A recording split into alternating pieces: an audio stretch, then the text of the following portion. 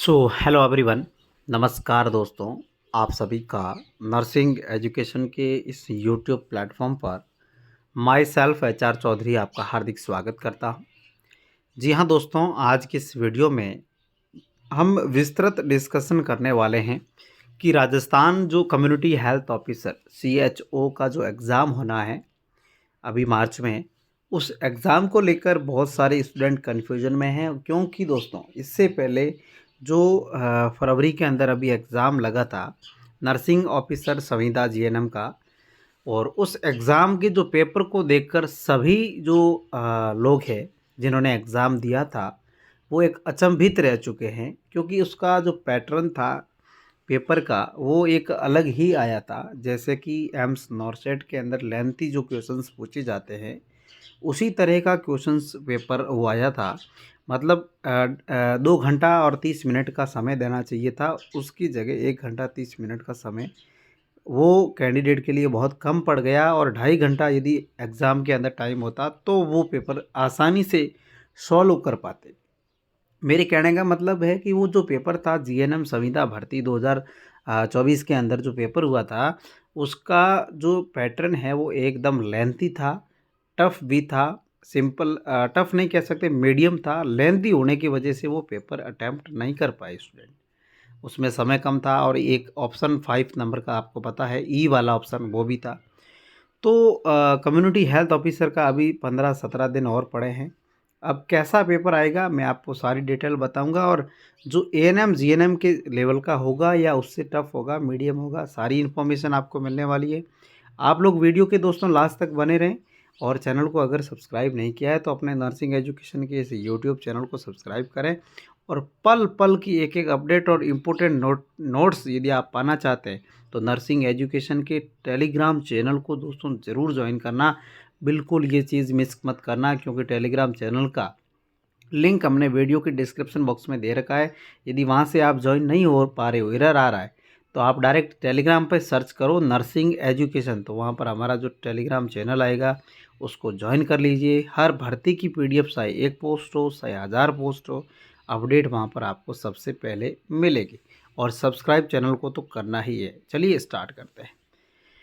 तो कैसा आएगा पेपर, और देखिए बोर्ड अध्यक्ष ने क्या कहा है। आज का जो पेपर आ रहा है GNM का पेपर आया था, उसके बाद में ANM का पेपर, दोनों पेपर होने के बाद बोर्ड अध्यक्ष ने क्या कहा उसके बारे में भी हम थोड़ा सा डिस्कशन इसमें कर लेते हैं, फिर नेक्स्ट आपको सारी इन्फॉर्मेशन बताते हैं।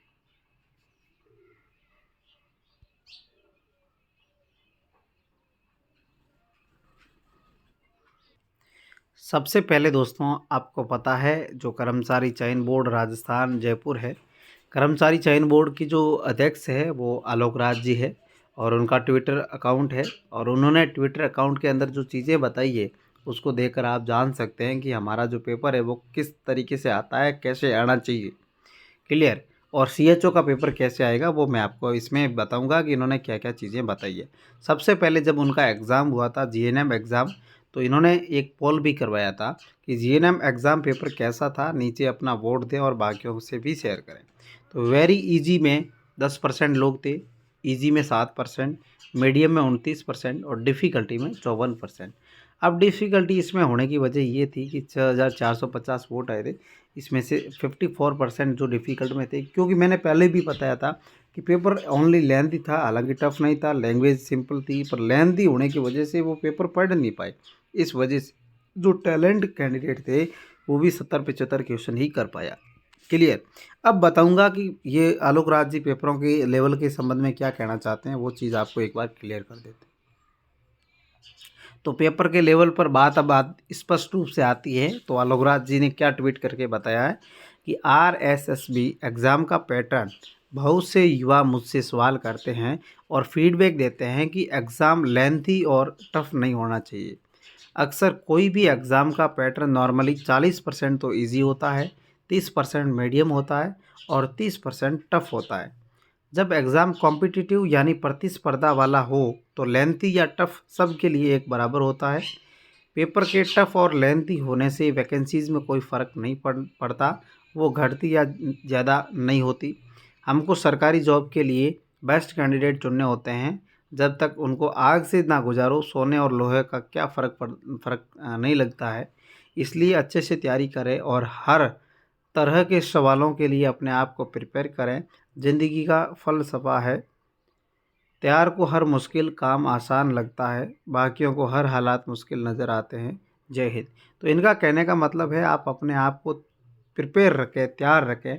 पेपर कैसा भी हो आपको करना है। इन्होंने बताया 40% ईज़ी होता है, 30% मीडियम होता है, 30% जो है 40, 30 और 30 मतलब जो 30% टफ होता है।